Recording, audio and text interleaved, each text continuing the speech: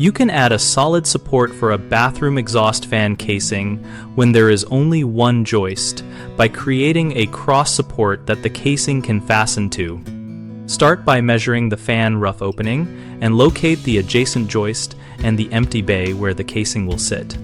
Cut a 2x4 to span across the unsupported side so it bridges from the existing joist to the opposite framing or header if available.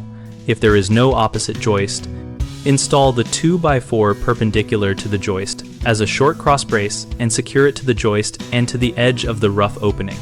Use long drywall screws or structural wood screws spaced every 6 to 8 inches along each bearing surface to pull the new block tight against the joist and the ceiling framing. Countersink the screw heads so they do not interfere with the fan flange.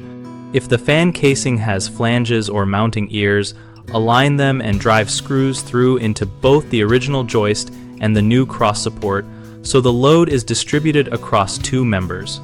For tight spaces, pre-drill clearance holes in the casing and use a right angle driver to reach screws.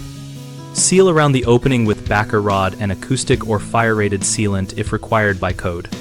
Finally, confirm the assembly is rigid by applying moderate pressure to the installed casing.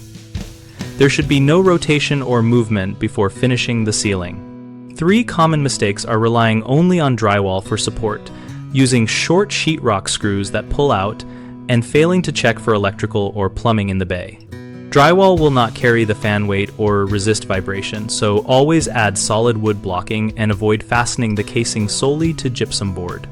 Short sheetrock screws can strip or tear the material, so use structural wood screws long enough to penetrate framing by at least 1.5 inches.